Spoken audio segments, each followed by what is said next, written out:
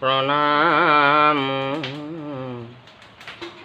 পৰম গুৰু মহাভাগৱত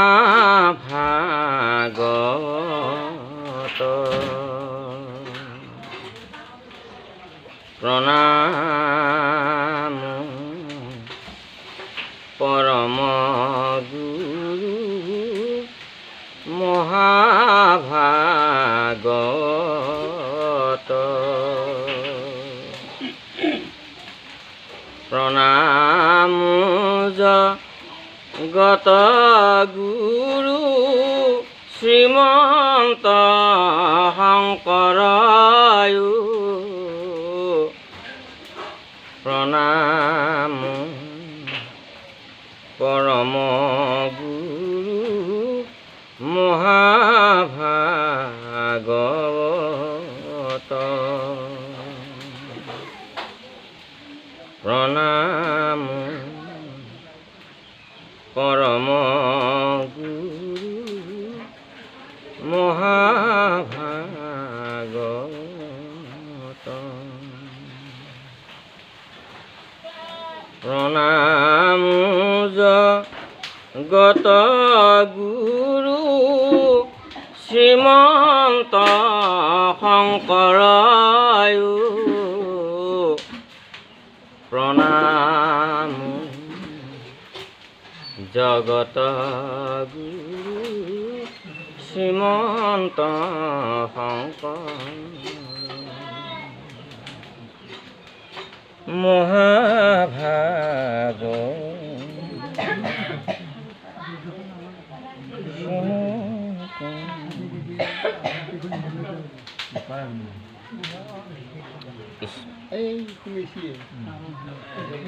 হে ৰাম ৰাম ৰাম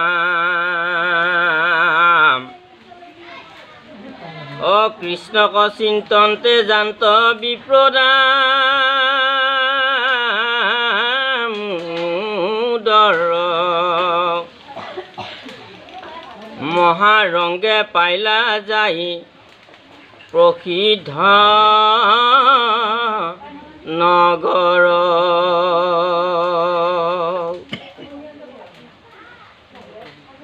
নগৰ কবেৰিয়া প্ৰকাশেতি গৰু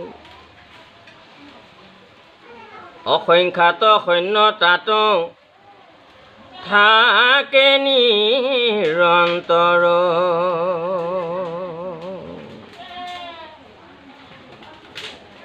সুখে দুখে চিন্তাই বিপদ আমোদৰে বহু মনত কষ্ট লৈ পৰিয়ালটো বা খাব পাইছেনে নাই এৰি থৈহে আহিলোঁ সুদীৰ্ঘ 10 দিনৰ বাট গতিকে গৈ গৈ মনৰ দুখত কৃষ্ণৰ দৰ্শনৰ অভিলাষে এনেকৈ গৈ দ্বাৰকা নগৰত প্ৰৱেশ কৰিছে আৰু দ্বাৰকা এখন সুন্দৰ প্ৰসিদ্ধ নগৰ অতি সুন্দৰ ঠায়ে ঠায়ে ধুনীয়া তোৰণ লগোৱা আছে পদূলিয়ে পদূলিয়ে লোকৰ গৃহ কলপুলি পতা আছে আৰু সুন্দৰ মানে যেনেকুৱাকৈ আমাৰ নামঘৰত শৰাই আঁকা থাকে ঠিক তেনেকুৱাকৈ মানুহৰ পদূলিয়ে পদূলিয়ে গেটবিলাকত সুন্দৰ শৰাই এইবিলাক অঁকা আছে বৰ ধুনীয়া এটা আধ্যাত্মিক পৰিৱেশ অনেক তাতে নগৰ বেঢ়ি 3টা গড় মৰা আছে যাতে সৈন্যসকলে তাতে পহৰা দি থাকে যাতে দুষ্টসকলে যাতে আক্ৰমণ কৰিব নোৱাৰে এই 3টা গড় পাৰ হৈ বিপদ আমোদৰ মানে ৰাজ্যত প্ৰৱেশ কৰিছে দ্বাৰকাত হে বিপ্ৰক নবাধে দাৰি কৃষ্ণৰ আজ্ঞায়ে এ 3 কুচৰায়া দিজ গৈলা মৌন ভাবে ভগৱান কৃষ্ণৰ এটা আজ্ঞা দি থোৱা আছে যে যদি দ্বাৰকাত যদি কোনোবা ভিক্ষুক ব্ৰাহ্মণ ভকত ঋষি এনে যদি কোনোবা ব্যক্তি প্ৰৱেশ কৰে তেওঁলোকক কোনো সৈন্যই বাধা দিব নোৱাৰিব তেওঁলোকে জলে ইচ্ছালৈকে যাব পাৰিব নিৰ্দেশনা আছে কৃষ্ণৰ সেইকাৰণে তেওঁ কোনেও বাধা দিয়া নাই ফটা চিগা কাপোৰ পিন্ধি এটা ভিক্ষুকৰ বেশেৰে এডাল হাতত লাখুটি লৈ ধীৰে ধীৰে যাওঁ নাযাওঁকৈ যেনেকৈ অতি ধনী মানুহ এঘৰৰ তাত অতি দৰিদ্ৰ মানুহ এজন যদি সোমায় মানুহজনৰ ভাৱটো কেনেকুৱা হ'ব মোক বা কি ব্যৱহাৰ কৰে ভয়ে লাগে দেখোন সোমাবই এনে এটা ভাৱত গৈছে এই গড় তিনিটা যে কথা ক'লা তিনিটা গড় বা কি নহয় গড় তিনিটা পাৰ হ'ব লাগে এই তিনিটা হ'ল এটা আধ্যাত্মিক বস্তু বৰ সুন্দৰ প্ৰশ্ন কৰিছে বাজনাই প্ৰশ্ন বঢ়িয়া এইটো আচলতে ইয়াক ভাগৱত শাস্ত্ৰখন মানে ইয়াত আধ্যাত্মিক তত্ত্ব দেহ তত্ত্ব বহুত তত্ত্ব ইয়াত সোমাই আছে এই তিনিটা গড়ৰ কথা বাপেক সুধিছে সুন্দৰ কথাই সুধিছে আচলতে দ্বাৰকা আমাৰ এই দ্বাৰকা আমাৰ দেহটো এই নৱদাৰে গঠিত দেহটো আমাৰ এখন দ্বাৰকা শৰীৰটোৱে এখন নগৰ এই দ্বাৰকাৰ প্ৰতি হ'ল কৃষ্ণ ইয়াত 16,000 গোপিনী আছে আমাৰ শিৰা উপশিৰাৰে দেহটো আৰু এই 16,000 শিৰৰ উপশিৰাবিলাকত কি আছে ইয়াতে ধমনী আছে তাৰমানে চেঞ্জ পাই আছে ভৰিৰ পৰা মূৰলৈকে সকলোবিলাকে তাৰমানে চবতে কৃষ্ণ বিৰাজমান হৈ আছে তাকে সকলো মন্দিৰ বুলি কৈছে এটা এটা তাৰমানে গোটেই শৰীৰটোত চৈতন্য শক্তি আত্মাই প্ৰদান কৰি আছে সেইকাৰণে কৃষ্ণ সত্য জগত মিথ্যা ভগৱান যেতিয়া আত্মাটো যেতিয়া ওলাই যায় দেহাটো মিছা হৈ যায় আৰু দেহাটোৰ কাম নাই সেইকাৰণে ভগৱান সত্য আৰু বাকী জগতখন মিছা অৰ্থাৎ আত্মাটো সত্য দেহটো মিছা আত্মা অবিহনে দেহৰ কোনো সত্যতা নাই আৰু তিনিটা গড় যে এই তিনিটা গড় হ'ল আমাৰ তিনিটা গুণ সাত্বিক ৰাজসিক আৰু তামসিক গুণ এই তিনিটা গুণত আমি জীৱবিলাকে কম বেছি পৰিমাণে আমি মুগ্ধ হৈ থাকোঁ যেতিয়া আমাৰ সাত্বিক গুণটো বেছি হয় তেতিয়া আমাৰ ভগৱন্তৰ প্ৰতি ভক্তিভাৱটো বেছি হয় মানুহৰ প্ৰতি ভক্তিভাৱটো বেছি হয় জীৱৰ প্ৰতি দয়া ভাৱ হয় ধৰ্মত মানুহটো মনটো বেছিকৈ থাকে তেতিয়া মানুহটো আত্মশান্তিটো থাকে আৰু যেতিয়া আমাৰ ৰাজসিক গুণটো বেছি প্ৰবল হৈ থাকে তেতিয়া কি হয় আমি আসক্তিত থাকোঁ তেতিয়া আমাক কোনো বস্তুও নুকুলোৱা হৈ যায় আৰু তেতিয়া আমি পাপ কৰোঁ কেনেকৈ যে নকৰিবলগীয়াটো কৰিলোঁ মিছা কথা হ'লেও ক'লোঁ ছল কৰিলোঁ কপট কৰিলোঁ এই ৰাজসিক গুণটো তেতিয়া প্ৰবল হৈ থাকে তাৰমানে বস্তুৰ মোহত থকা যায় ঈশ্বৰৰ বস্তুটো ঈশ্বৰ আছে না বিশ্বাসটো কমি থাকে আৰু তামসিকটো আটাইতকৈ আৰু ভয় লগা এইটো মোহ কিছুমানে সামান্য এটা বস্তুক লোভ কৰি মোহ কৰি গোটেই জীৱনটোৰ মূল্যটোৱে পাহৰি যায় জীৱনটোৱে হেৰাই পেলায়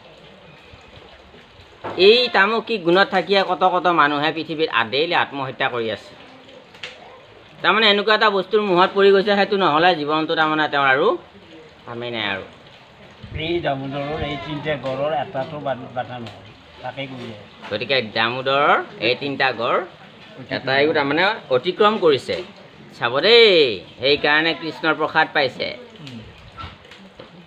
যেতিয়া এই তিনিটা গড়ৰ এই তিনিটা গুণৰ যেতিয়া আমি ঊৰ্ধত যেতিয়া আমি আমাৰ ভকতীয়া আমাৰ পাবগৈ আমাৰ মানসিকতা ঢুকি পাবগৈ তেতিয়া আমাৰ আৰু দৰিদ্ৰতা নাথাকে আমাৰ আৰু পাবলগীয়া একো নাথাকে তেতিয়া কি হ'ব যে যেনেকৈ বিপদ আমোদৰ ভগৱন্তই দৌলত চৰণত অৰ্পণ কৰি দিলে কৈছে প্ৰভু মোক এইবিলাক নালাগে এয়া মায়া মোক মায়াৰে নাবান্ধিব মোক দৌলত নালাগে মোক আপোনাৰ চৰণহে লাগে ভগৱানৰ চৰণ পালে তেওঁ পাবলৈ আৰু বাকী নাথাকে গোটেই ব্ৰহ্মাণ্ডৰে মালিক হৈ যায় তেওঁ গতিকে তেওঁ জানে দূৰদৰ্শী ব্যক্তি তেতিয়া ভগৱানে কৈছে নাই গতিকে তেতিয়া ভগৱানে দৌলত আমি যি অকণমান দৌলতৰ কাৰণে মৰিচিকাৰ পিছে পিছে ঘূৰি ফুৰিছোঁ তেতিয়া দৌলত আপোনাৰ সেই ভকতৰ চৰণত ভগৱন্তই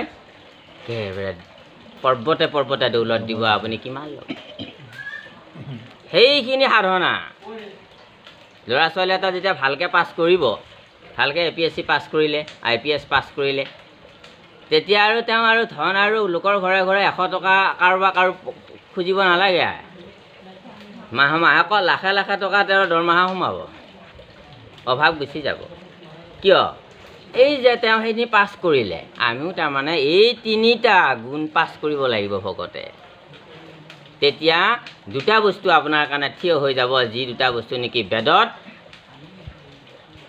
মানৱ জাতিৰ কাৰণে, সমস্ত জীৱৰ কাৰণে আটাইতকৈ দামী আৰু আটাইতকৈ মূল্যৱান বস্তু দুটা জগতত যি আছে।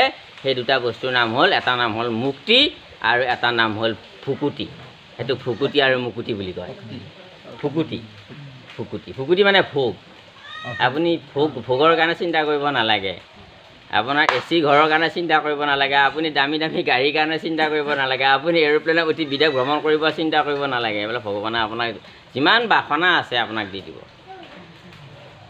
আৰু নহয় বোলে মই ইয়াত নাথাকোঁ, জনম মৰণ ভুগি মই একদম বৈকুণ্ঠলৈ যাওঁ আৰু গৰ্ভত ধাৰণ কৰিবৰ নাহোঁ, কোনো কথা নাই, আপুনি পাৰে। এই দুটা হৈছে আচল মানুহৰ পৰম, মানুহে ইচ্ছা কৰা সম্পদ। তাৰমানে দুটাই, এই দুটা বেদৰ আটাইতকৈ শ্ৰেষ্ঠ। এই দুটাই জীৱৰ কাৰণে লাভ। গতিকে এই দুটা লাভে মানুহে উঠাব পাৰে। এই বস্তুটোৰ এই তিনিটা গড়ৰ যেতিয়া বাহিৰ হৈ যাব মানুহ, তাকে তিনিটা গুণৰ যেতিয়া বাহিৰ হৈ যাব, তাক নিৰ্গুণ বুলি কৈছে। নিষ্কাম তাৰমানে নিৰ্গুণ বুলি কৈছে। নিৰ্গুণটো কেনেকুৱা বস্তু? এইটো বহুত ডাঙৰ বস্তু। তাৰমানে আসক্তিহীনভাৱে কৰা কৰ্মকে নিৰ্গুণ কৰ্ম বুলি কয়। মই কৰ্ম কৰিছোঁ ঈশ্বৰৰ অৰ্থে কৰিছোঁ, মই কৰ্ম কৰিছোঁ মোৰ ফলৰ বাঞ্ছা নাই। বিপদ আমোদৰে ৰাতিপুৱা কেইটামান চাউল খুজিবলৈ যায় পৰিয়ালটোৰ কাৰণে, নাপালেও তাৰমানে ভগৱানক গালি গালাজ নকৰে। দিনটো ঘূৰিলোঁ, আজি লঘনে থাকিব লাগিল, একোৱে নাপালোঁ, নাই, মোৰে কৰ্মফল বুলি ভাবি লয়। আৰু যি মুঠি পায় সেই মুঠি অৰ্পণ কৰে, নাপালেও আহি গোটেইকেইজনে অকণমান পানী এগিলাচ খাই প্ৰভুৰ নাম লৈ প্ৰাৰ্থনা কৰি ৰাতি তেওঁকে অৰ্পণ কৰি শুৱে। প্ৰভু তোমাতে দিনটো অৰ্পণ কৰিলোঁ। এইটো নিষ্কাম ভাৱটো নিৰ্গুণ ভাৱ, তাৰমানে ঈশ্বৰৰ অৰ্থে কৰা কৰ্ম। সেই কৰ্মটো কৰাটো খুব কঠিন কাম।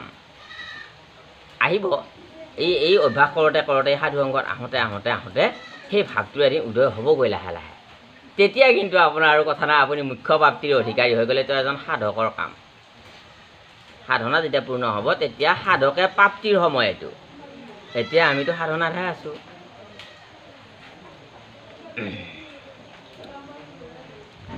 ৰাম ৰাম ৰাম বৃষ্ণি যদু বংশ, বৃষ্ণি যদু বংশৰ দেখিয়া গৃহ চই, ঘৰে ঘৰে সবে বিষ্ণু ধৰ্ম প্ৰৱৰ্তই।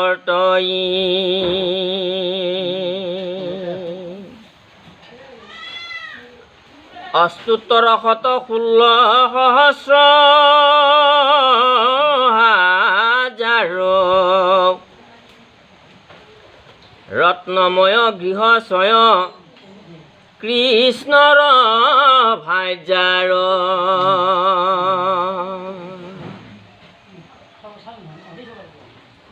তাৰ এক মুখ্যতম গৃহে প্ৰৱেশিলা, যেন ব্ৰহ্মানন্দ বৈকুণ্ঠ গয়া পাইলা।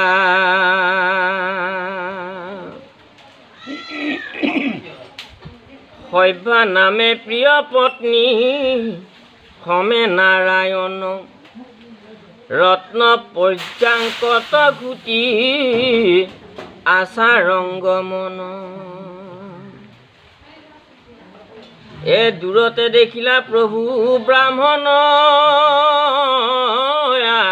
আখিলা, শীঘ্ৰ বেগে প্ৰেমে উঠি আগবাঢ়ি গইলা।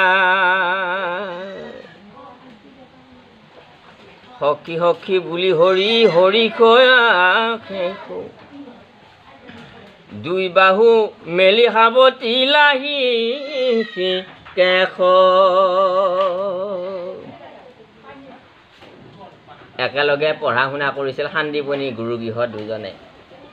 এজন বিৰাট ধনী মানুহ হ'ল, অট্টালিকা নগৰ বনালে এজন বন্ধুৱে, আৰু এজন মানুহ ভিক্ষাৰী হৈ থাকিলে, খাবও নাই পিন্ধিবও নাই, ফটা চিটা কাপোৰ এখন, একদম দুখীয়া বেশ, পিন্ধিবলৈ চেণ্ডেল জোতাও নাই, খাবলৈ ভাল উঠিও নাই, দেখিলে দৰিদ্ৰ যেন লাগে। ইমান লেতেৰা এটা পৰিৱেশেৰে চিঙা কাপোৰেৰে যেতিয়া নেকি কৃষ্ণৰ দ্বাৰকা পালেগৈ সখীয়েকক বিচাৰি, আমাৰ ঘৰত যদি তেনেকুৱাকৈ যদি আহে তেনেহ'লে কি হ'ব বাৰু?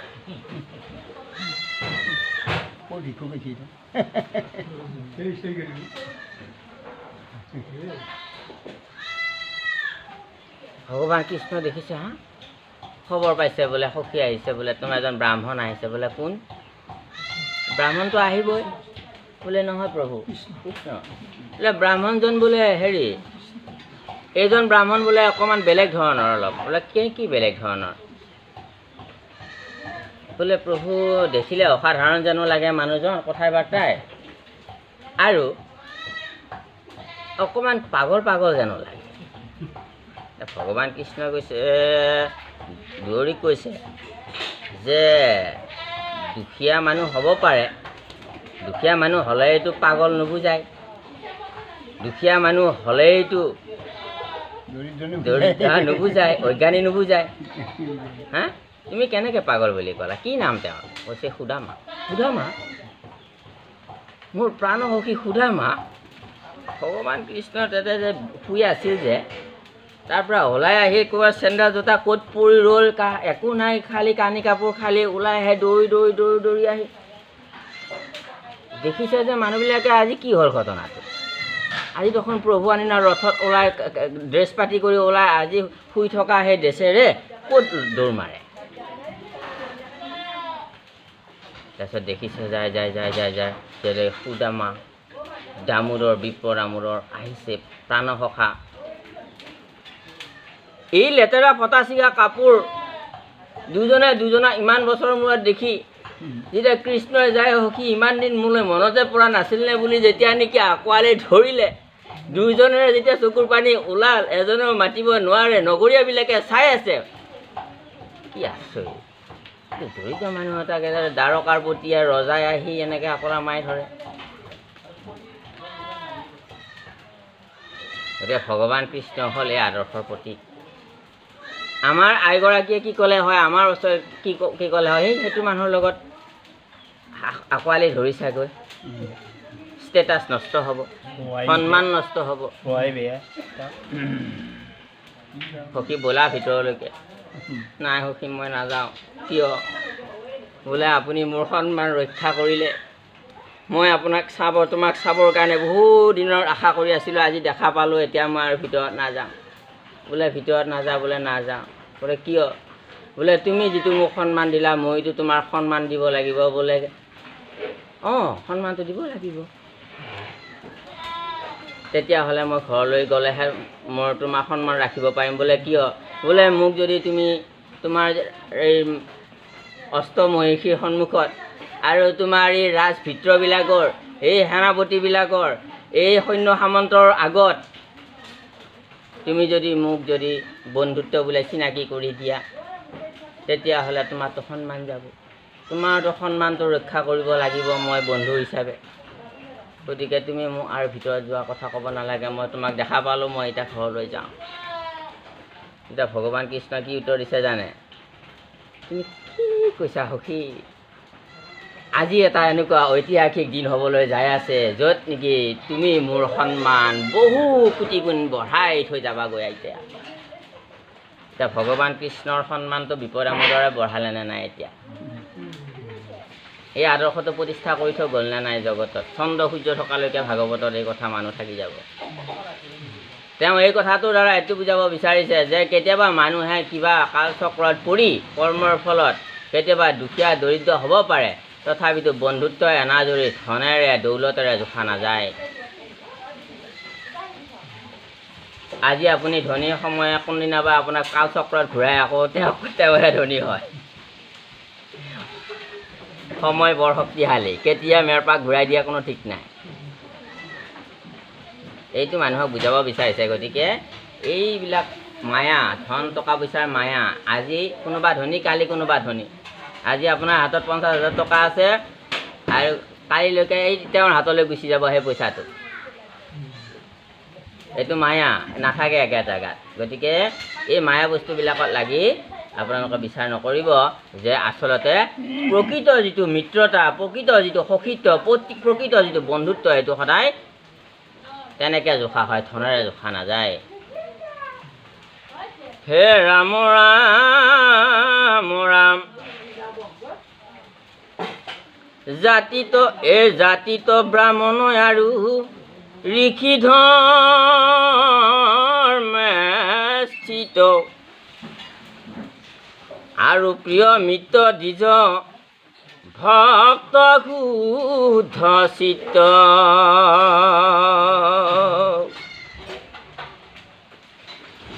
তানয়া লিংগ নাই উপজিল প্ৰেম ভাৱ, আতি প্ৰীতি ভৈলা হৰি সিহৰাই লাগাও। ইফালে জাতিত ব্ৰাহ্মণ, ধৰ্ম ঋষি, অৰ্থাৎ ধৰ্ম পালন কৰাটো বৰ কঠোৰ। ধৰ্ম পালন কৰাটো বৰ কঠোৰ কাম। বিপদ আমোদৰে এদিন এমুঠি অন্ন খাবলৈ লৈছে, তাকো সুধা ভাত, 4টা ল'ৰা ছোৱালী, এনেতে আই মাতৃৰ কাৰণে কেইটামান থৈছে। তেওঁ খাব লওঁতেই ভগৱান কৃষ্ণ আহি গ'ল নহয় এটা ভিক্ষাৰীৰ চলত পৰীক্ষা কৰিব। বোলে ব্ৰাহ্মণ দে মোকো কেইটামান অন্ন দিয়ক, মই বৰ ভোকত আছোঁ, ময়ো প্ৰাণটো ৰাখোঁ। বৰ দৰিদ্ৰ ব্ৰাহ্মণ, দুপৰীয়া আহি ওলালোঁ। গীতা লিখিছে প্ৰভুৱে, গীতা পঢ়িছে আপোনাৰ হবে, যিয়ে নেকি আপুনি অন্নমুঠি যেতিয়া ঘৰখনত ওলাইছে খাবৰ কাৰণে, যদি কোনোবা এজন অতিথি, আলহী, কোনোবা জীৱ এটা উপস্থিত হ'ল, আপোনাৰ ভাগৰ পৰা হ'লেও যদি আধা দিব পাৰে, সেইটোক যজ্ঞ কৰা বুলি কৈছে। সেইটো শ্ৰেষ্ঠ যজ্ঞ বুলি কৈছে, নহয়নে প্ৰভু? সেইটো শ্ৰেষ্ঠ যজ্ঞ হয় বুলি মহাযজ্ঞৰ ফল পায়। এই এখেতেতো জানে এই ধৰ্ম জ্ঞানী, গতিকে কি কৰিব, উপায় নাই, যজ্ঞটো নকৰিলেও দুখত পৰে। সেই ভাতমুঠি সেই দুখিত সেই ব্ৰাহ্মণজনক নি তেওঁ দান দিলে। আগদিনাও 2দিনমান ভাত, ঘৰত চাউল নাই, ভাত খাব পোৱা নাই, তেনেকৈ লঘোণে থাকিল। আইগৰাকীয়ে ব্ৰাহ্মণী একবাৰ তেওঁৰ চকুৰ ফালে চাই আৰু দুয়োজনে বুজি পাইছে আৰু ঘটনাটো মানে এই হ'ল আৰু লঘোণ হ'ল আৰু। গতিকে তেতিয়া সিদিনাখনে ভগৱান কৃষ্ণ কিন্তু অন্ন নাখালে। তেওঁক সিফালে অন্ন দিছে দ্বাৰকাত। তেতিয়া তেওঁ অন্নমুঠি দিয়াৰ পিছত ক'লে, আজি অন্ন খোৱাটো নহ'ব। বোলে কি, মোৰ ভোক নাই।